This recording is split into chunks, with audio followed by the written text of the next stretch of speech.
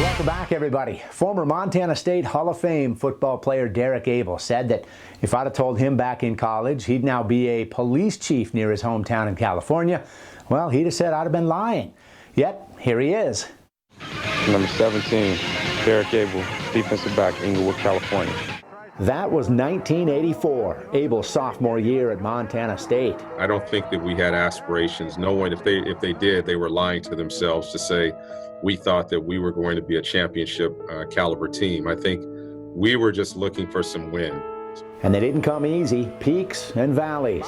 Then the game in Missoula when things looked ugly. I remember Mark Fellows as if it was yesterday, and standing in the huddle.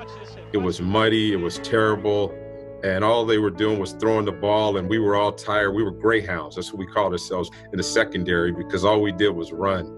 And Mark was that bulldog on the line, and the confidence that he gave us, leadership during that period of time, was phenomenal. Bobcats won at 34-24, one chapter in a 4-year book on adversity. We were able to rise from the ashes and build something special that I'm not sure will ever be duplicated again. Dave Arnold, the head coach. MSU finished 12-2, capped by this 19-6 title win over Louisiana Tech. Winning a second national championship. Bobcat players in the 80s were assigned foster parents in Bozeman, a luxury Abel to this day calls invaluable. Bruce and Lisa Parker opened their door for him. I can't even begin to tell you how much that means to a young kid coming from the inner city or any outside area for that matter, to be alone in college and try to navigate through all of the academics, the social life, and trying to figure out where you fit in. Abel, who at one point thought about becoming a sportscaster, said he took a job after college with the LA Times, thinking that might be his first step. Instead, it unexpectedly sparked his interest in law enforcement.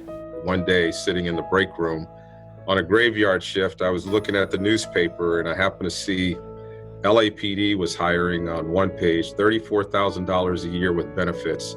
And a couple of pages over, the LA County Sheriffs were hiring with the same thing. I don't know what made me really think that I could do that, but I started to become more and more interested in law enforcement because of the professionalism. I saw the uniform, I saw what they were about.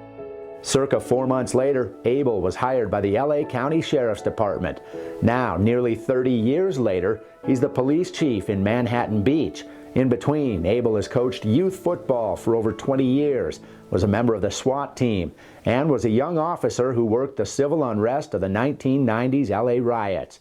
His wife, pregnant with their first child, the Abels were living back in Inglewood. Manchester, the street that we lived near, was on fire and people were looting businesses and taking things. And I'll never forget, my watch commander at the time called me and said, "Derek, we need you to come in. We're on tactical alert." And I said, "Lieutenant, as much as I can appreciate that, I have a wife who's pregnant at home and she's by herself and I can't leave." And to think here we are, 28 years later, or about that time period, and history repeats itself. It is pretty surreal. But I will tell you that we always rise to the occasion. And just like in football, you learn to adapt. Just a couple weeks ago, Abel said he was walking through downtown Manhattan Beach, reassuring residents his department was there to protect in the aftermath of George Floyd's death. I happened to see these 3 black young men, these kids, walking towards me, and I'm in uniform. And so there was an opportunity to just reach out and say hi. And as I said hi, they said, "Hey, Coach, how you doing?" Abel's coaching rapport led to trust, to the point his former players clued him in to a protest coming the next day. Well, that next morning, I had information that this protest had gone viral. By the time we got out there, the crowd started to gather along the pier, and we went from 50 or 60 to almost 1,000. Abel said he spoke to the protesters from a coach's perspective, letting them know his department was there for support, not violence. The result, this peaceful demonstration. Married for 30 years to his college sweetheart from Dickinson, Abel confesses learning to listen took him 25 years.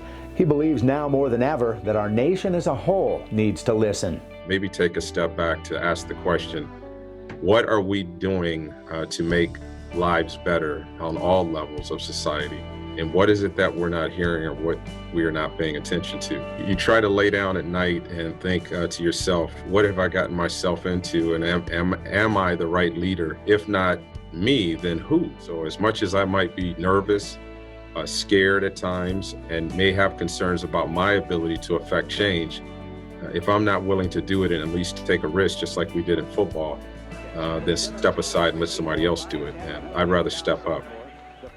I asked Derek if he's held on to any of his Bobcats memorabilia. With a broad smile and zero hesitation, he replied, "Not only do I have it, I keep it right here in my office, along with our team picture from the '95 Hall of Fame induction.